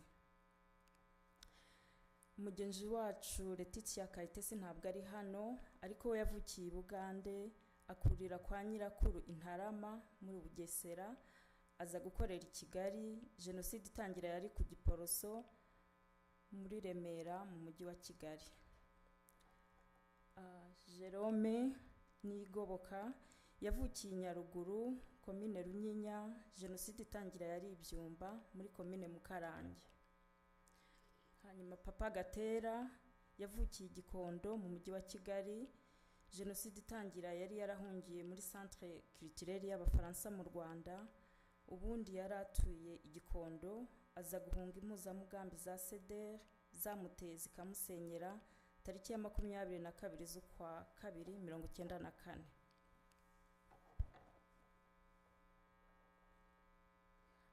Hanyuma mama Claudette Kantengwa yari i Kigali, niho yarokokeye. Tariki ya 7 Mata ivuze iki kuri twe? Kuvuga ku itariki ya 7 Mata 1994 biragoye utabanje kuvuga ku matariki yayibanjirije. Ku bari bakuze unahereye muri za 59 ukavuga urugendo baciyemo, aho bamwe batandukanye n'imiryango yabo ikajya mu buhunzi hanze y'u Rwanda, abandi baba impunzi mu gihugu cyabo, bamburwa uburenganzira bwabo, bamwe bakimurwa ahari inkomoko y'ibisekuruza byabo bakajyanwa gutwuzwa mu tundi duce badafitanye isano, bagatandukanywa nanone n'imiryango yabo, bose bakaburabuzwa mu kazi ndetse no mu mashuri ababaga bagize amahirwe yo kubibona. Aho wasohokaga ukaba utazi niba uri butahe, ukanabonana n'abawe. Hari abatotejwe bitwa ibyitso, barafungwa, bamwe muri bo baricwa, byose tuzizwa uko twavutse.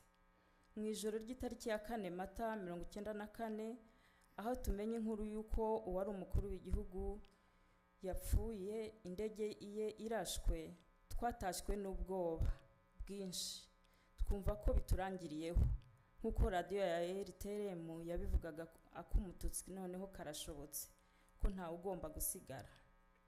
Interahamwe, abaturage, abasirikare ndetse n'abari abayobozi b'icyo gihe batangira umugambi wo kwica umututsi kuva ku mwana ukibona izuba kugeza ku bashaje. Duhigwa bunyamaswa, dushaka aho twihisha n'aho duhisha imiryango yacu ku bari bayifite, bamwe twihisha mu baturanyi batahigwaga, twasabanaga, twanasangiraga kabisi n'agahiye. Abenshi ntibatubera imfura, abatatwishe bakanatugambanira. Hari abahungiye mu mashuri yari yarabereye ubuhungiro, abo muri 59 batangiye kuyicirwamo. Abenshi bagannye insengero ntagatifu bafite ibyiringiro byo kuhakirira, abandi bajya ahari ingabo za Loni, mirima, ibihuru ndetse n'imyobo, nabyo byabaye ubuhungiro kuri bamwe muri twe. Bamwe muri twe twatangiye kubona amazu atwikwa ndetse n'abanyeshuri bicwa. Abandi bumvaga ko aho bari ariho honyine hari kuba ubwicanyi kubera ko bahunze bakajya mu kandi gace wenda bakira. Mu by'ukuri tariki ya 7 ni tariki ikomeye kuri twe kuko itwibutsa ko nta muryango tugifite. Icyo twifuza ko abantu basigarana ku mateka yacu na experience zacu twanyuzemo. Twatandukanye n'imiryango yacu tutazi ko ari bwo bwa nyuma tubabonye. Jenoside ni iherezo ryo kongera kugira umuryango n'ibyishimo. Abacu barashize, dusigara turi twenyine, aho buri wese yari yumvaga ko agoswe kandi ko ari iherezo ry'isi. Jenoside yakorewe Abatutsi yadusigiye ibikomere bikomeye byo ku mubiri ndetse n'ibyo mu mutima.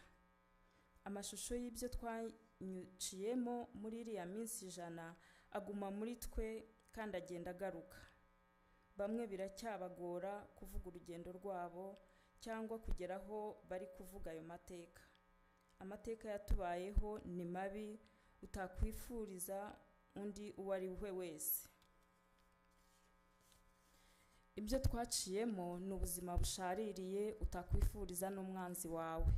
Kubarokotse Jenoside niho ubuzima bwacu bwahindutse burundu, twabuze abo twakundaga, ababyeyi, abavandimwe, inshuti n'urungano. Ubu ni ubutumwa twageneye abana bacu n'urubyiruko bavutse nyuma ya Jenoside. Muri Jenoside icyabuze ni urukundo, ubumuntu, ubupfura no kwanga ikibi. Twifuza ko hagaruka ubumuntu biciye mu muco wo kwanga ikibi. Urubyiruko rwagize amahirwe yo kutabona jenoside yakorewe abatutsi rwigire ku byabaye. Bafite urufatiro, u Rwanda rwarasenyutse ariko rurongera ruriyubaka. Twabagira inama yo kugira indangagaciro, kudakunda ibintu, bagaharanira gusigasira aho u Rwanda rugeze, bakubaka u Rwanda abazabakomokaho bazishimira ndetse bazakuriramo. Nk'ababyeyi turashaka kubabwira ko tubakunda cyane, muri imbaraga zacu. Namwe mwarashegeshwe ariko turabasaba gukomera, kuba abagabo, kumenya abo muri bo, kuba inyangamugayo, kwegera abakuru. Turifuza ko habaho kuganira kw'abakuru n'abato mu bwisanzure, tukabasangiza amateka ndetse n'impanuro. Jenoside yabayeho ifite uko yavutse, icyo abana bacu ndetse n'abandi batwigiraho ni ubudaheranwa.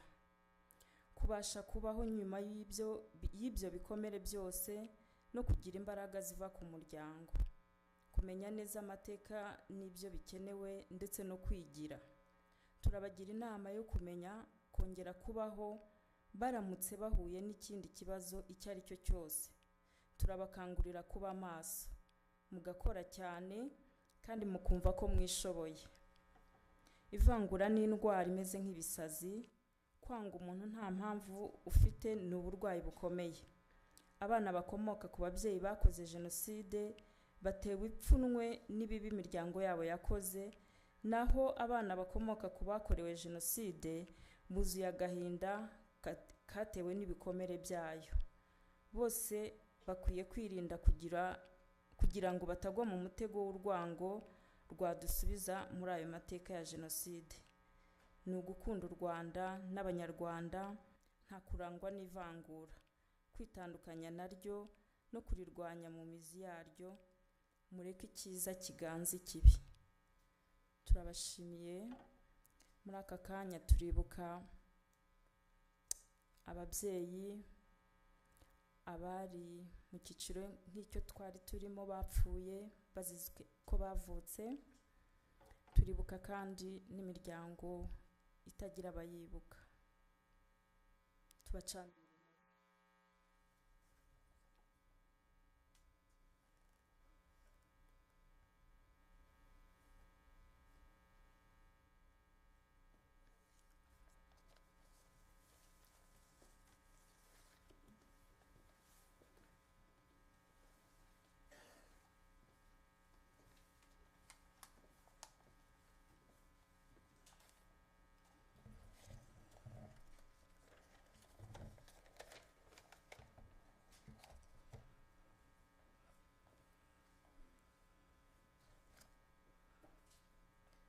Briefly, for the generation that was about 10 years, 20 years and above at the time,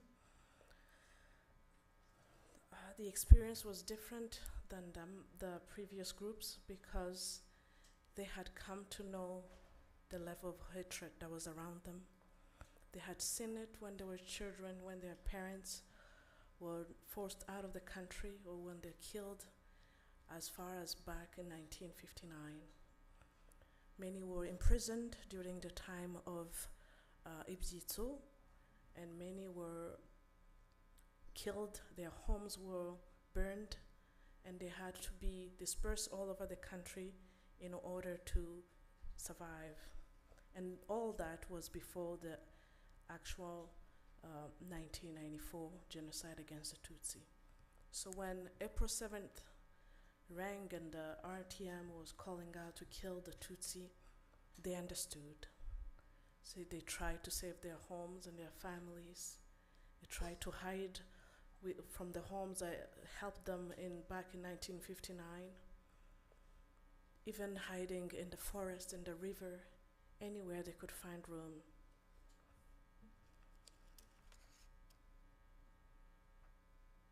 They were used to being persecuted at work and schools, as most of them were in universities and workforce.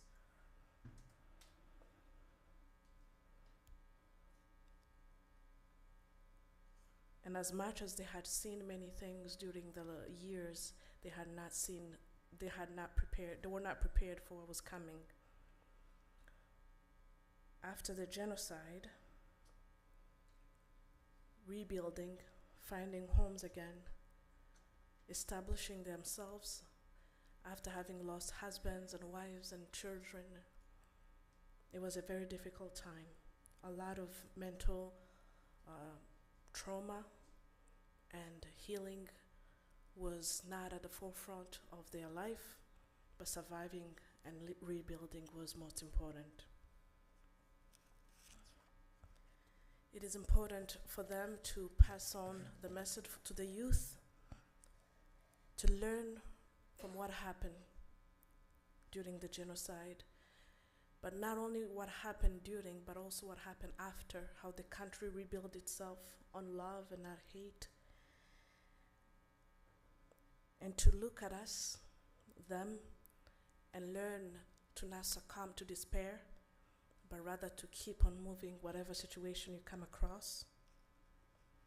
Because it is difficult for those who are growing up now, whether it's the children of the genocidaires who are covered in shame for what their parents did, or the children who are a result of rape, who are not accepted on either side of family, who do not even understand their identity.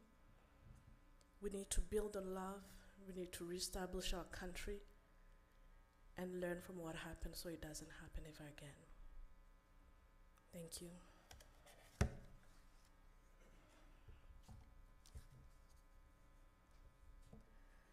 Scholastique Mukasonga, in one of her books, she was about the same age as the group that just passed. She wrote, "What hurts the worst is not knowing how they died or knowing how they were killed. The fear they felt, the cruelty they endured. All I have left is a terrible guilt of living on amid so many dead."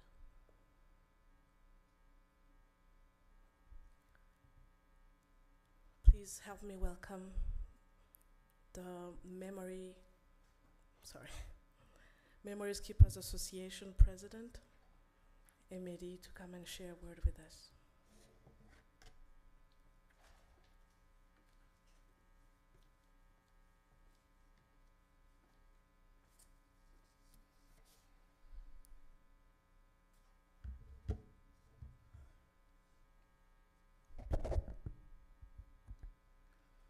Muraho.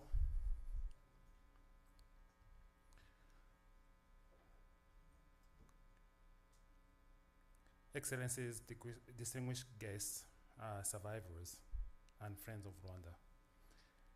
Today is a heavy day. Today, the world marked 31 years since the 1994 genocide against the Tutsi in Rwanda. It is hard to even stand here right now after the testimonies which we just heard. But it is part of our history. Our hearts are filled with both grief and gratitude. We mourn our beloved ones while simultaneously feeling grateful to be alive. As some of us may have been marked on one of the memorial genocide sites, and remember today if we had not survived. As survivors, we commemorate 31 years of loss of mothers, loss of fathers, our siblings. They were our life, our community, and our nation.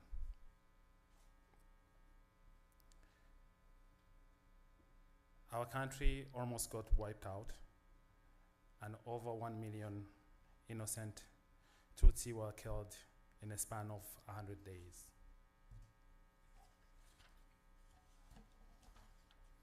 For 31 years, our hearts have been filled with grief as we bear the burden of being survivors. We are grateful to have survived and speak on behalf of those we lost. We stand with the scars on our minds and our bodies, increasingly struggling mentally, physically, longing for our lost families.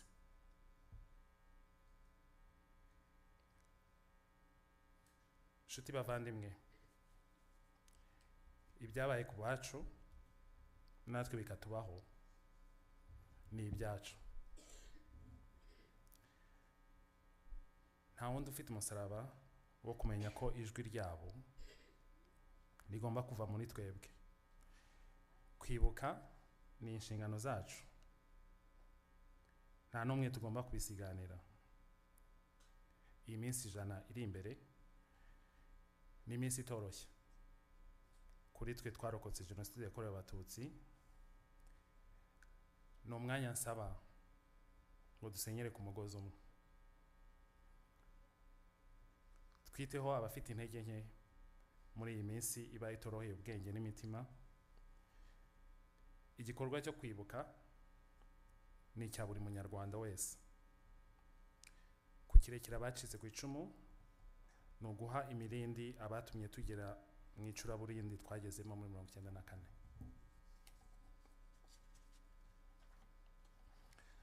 Ndakangurira buri munyarwanda wese kugira iki gihe cy'icyunamo igihe cye,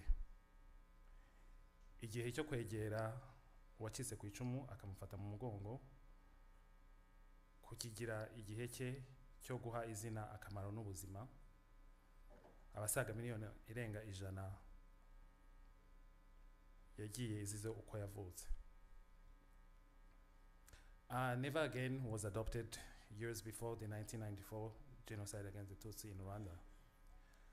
Unfortunately, our families lost their lives in the 1994 genocide against the Tutsi. Our nation rose from ashes and never again became a worthless word and lost the meaning in 1994. We witnessed it and survived it. 31 years later, the genocide against the Tutsi in Rwanda remain ever present in our lives, especially for those who lived the horror and lost loved ones in 1994. There are things reminding us of our families, friends. We still mourn them. They were unjustly killed because of their identity. As we have heard, I want to take a moment to thank the groups of generations who took their time to share their testimonies.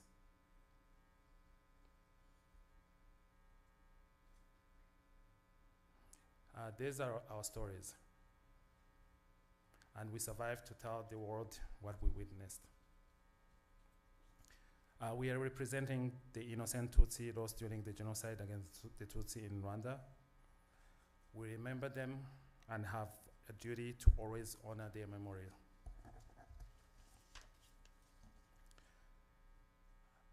There are various conflicts and wars around the world, including nearby our country in the Republic Democratic of Congo, where Tutsi Congolese, known as Banyamulenge, are being killed because of their identity. Our country faces accusations from Western countries, but we have to take a moment and think of what happened in 1994. Politics is politics, but politicians need to stop using people for bait. Rwanda may be a small country, but our past has made us resilient and determined to fight against any racial injustice. The superiority card based on interest and division no longer hold power. We have learned from our past and will not allow such atrocities to happen again. In 1994, we were abandoned and no one came to save us while we were being killed. After the genocide, we have rebuilt ourselves and ensured that our loved ones will never be forgotten. We stand strong and remembered our families, friends, neighbors, and innocent human beings who lost their lives during the 1994 genocide against the Tutsi in Rwanda. As survivors, it is our duty to remember, unite, and renew, to build ourselves and our country and prevent a recurrence of the atrocities we faced in 1994. We, as survivors, we have an obligation to commemorate our people every year and ensure their life was not lost in vain. It's in that moment I would like to invite you all in the events planned by Memory Keepers Association in the coming days for this year's commemoration. We will have Walk to Remember on Saturday, April 12th at 11:30, starting from City Hall. Vigil on same day, evening at 8:30 p.m. And the grand ceremony will be on May 3rd, Nate Auditorium.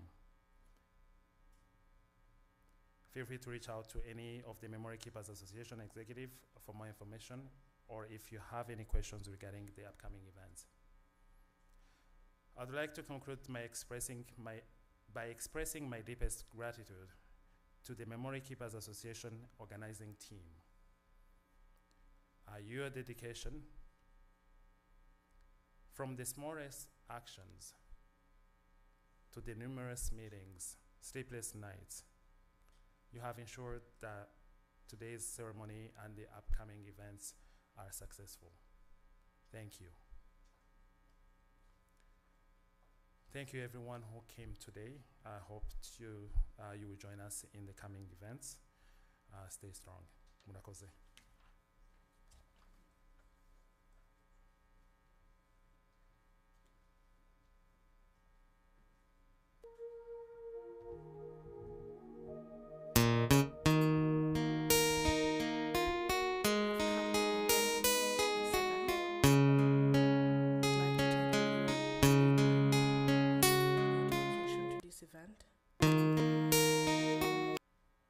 We thank the Rwandan Community Association, the business owners, and the Friends of Rwanda who've been here with us, preparing this. And most importantly, the survivors. This is an event for you, and this is an event for our loved ones. Before we go apart, we have some of us who have written books that will be projected here, and you can get a peek and see something you like. There's be some summaries that you can even find the QR code if you want to buy a book. I thank you all for coming and have a good evening until we see each other again.